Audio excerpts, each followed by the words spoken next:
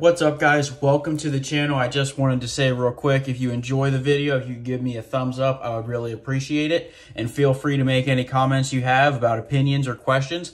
Hope you guys enjoy. What's up, guys? So today we're kind of going to do an updated everyday carry on a budget from really the previous one I did. I think it was actually my second video that I ever published, but it did pretty well. I got a lot of interest from it. And I was thinking a couple days ago actually, that really I've changed a couple things since then. So I thought I would share.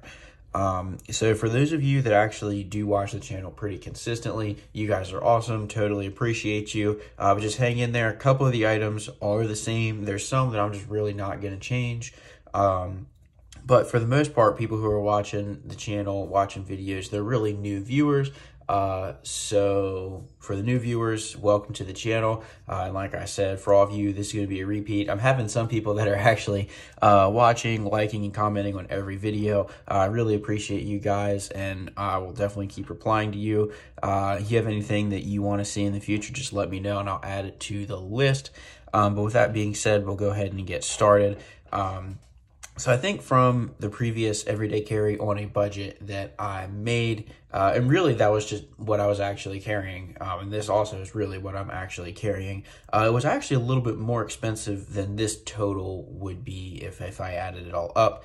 But I'll go ahead and take care of some of the items that really are the same or have been shown on the channel a lot.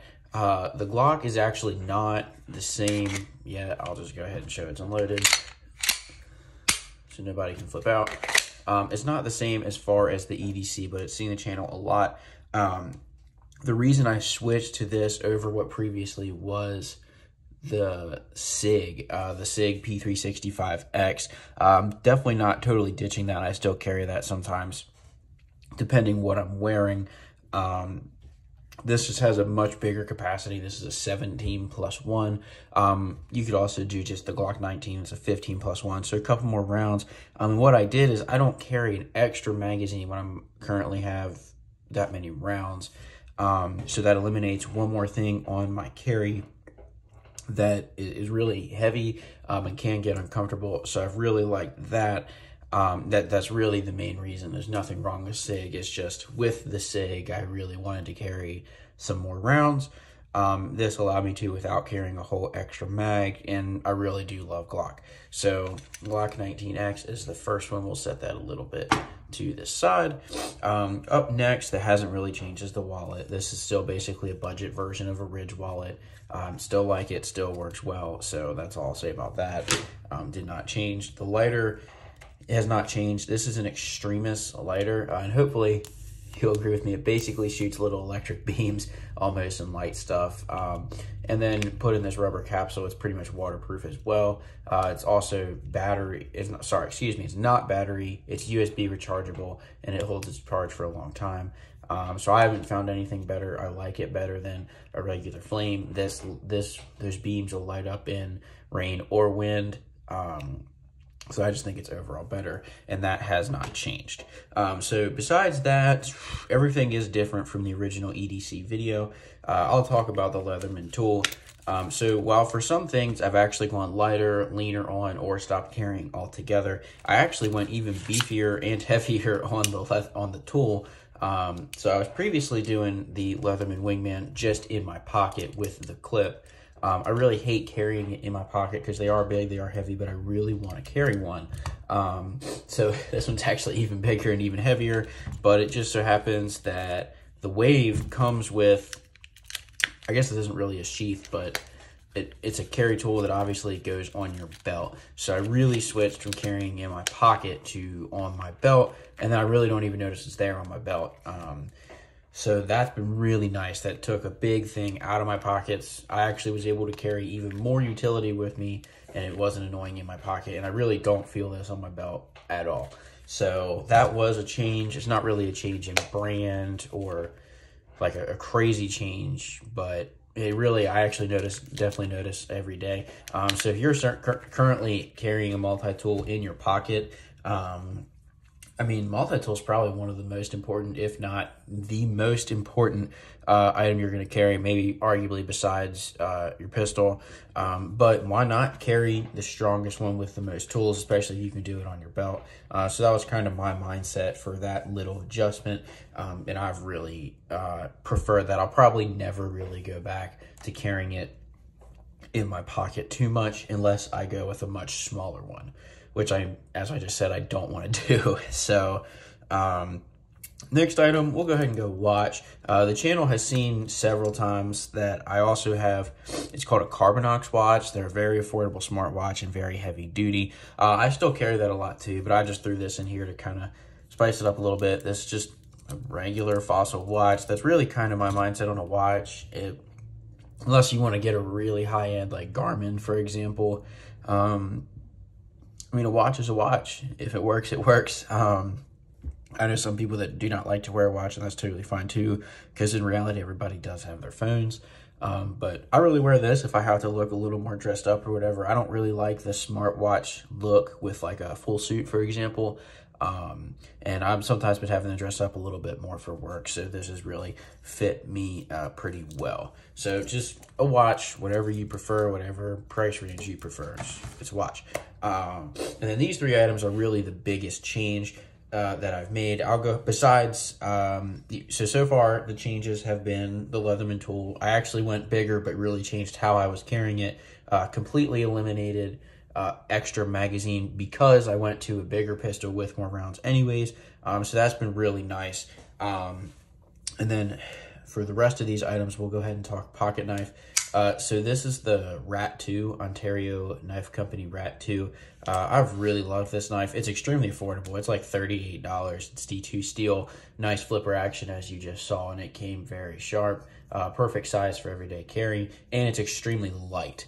So that's the other thing I did. I previously was carrying something like this, the Boker Plus Strike. So size isn't ridiculously different. Obviously it is a little bit smaller, but it's the weight. Like this knife is it's heavy, and that's fine for wearing jeans and stuff, and I do wear jeans a lot, but kind of what I've seemed to been going to is just carrying only what I need and nothing more, nice and light and lean. And obviously you can see this is a pretty skinny, lean little knife. I think this will be the fourth time I'm going to say it. It's very light, so I don't even notice it's in my pockets, and I've really liked that. There's not really anything you could do that you'd prefer to have a heavy feeling or bulgy feeling in your pockets or on your belt.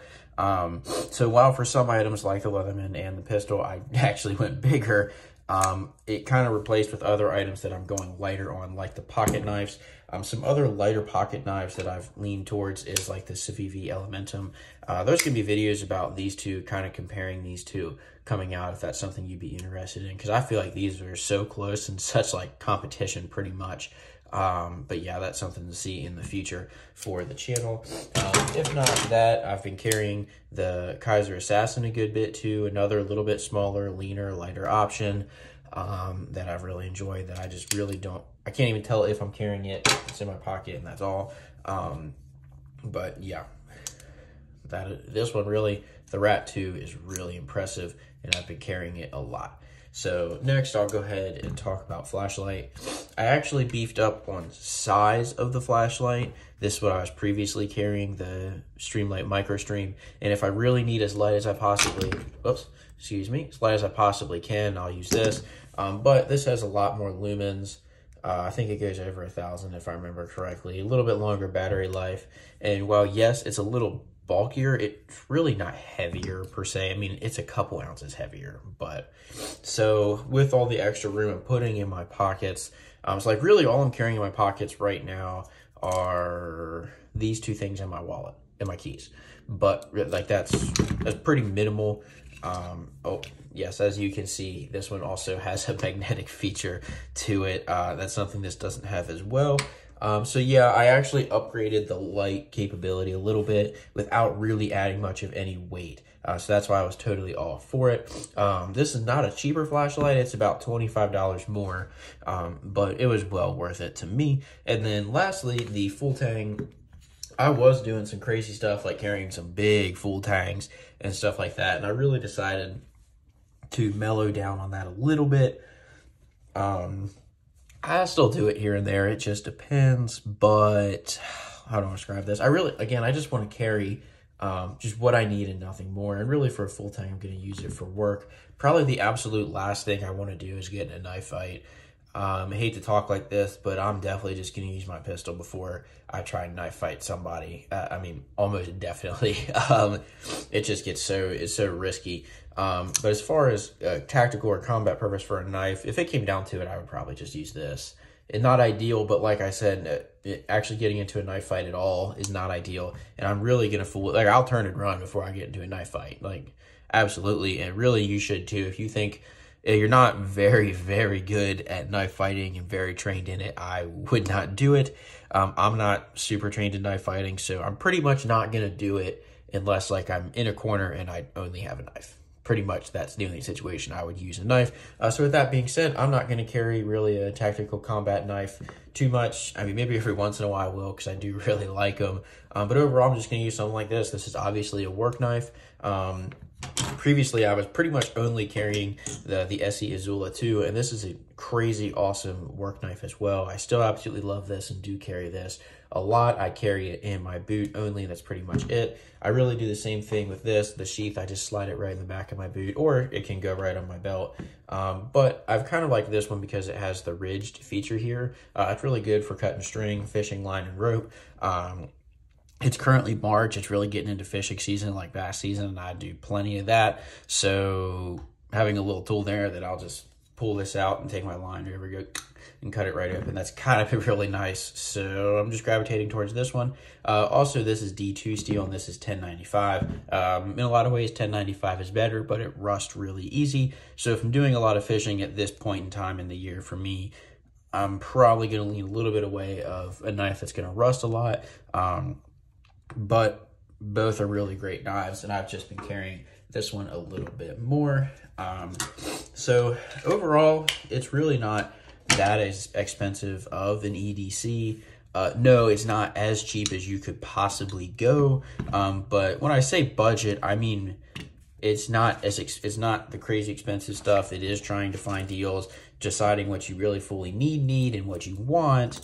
And also, but it really works very well. So I mean, this is like $40, $60, $35, about 10. Obviously the pistol, the Glock 19X is like 600, but I just really wanted that one. The regular 19 drops down to under 600. I want to say about 550, 525. And then if you went to something like the Glock 43X, that's like $430. But of course, that's not as big as this, and I would actually resort to carrying an extra mag for that as well. So I wouldn't go that small, just me personally. And then really probably the most expensive thing in here is the Leatherman Wave. That's like $100, but this really has everything on it. If you're looking for really like an extreme minimal that I need to buy, I have videos on that. Just scroll through my channel. I have like a 3-item everyday carry video, like I just said, like $100 one, just a really minimalist one, and whatever. But yeah, if you enjoyed the video, if you could give me a thumbs up, I would greatly appreciate it. Feel free to leave in the comments whatever you think. And with that, I'll see y'all next time.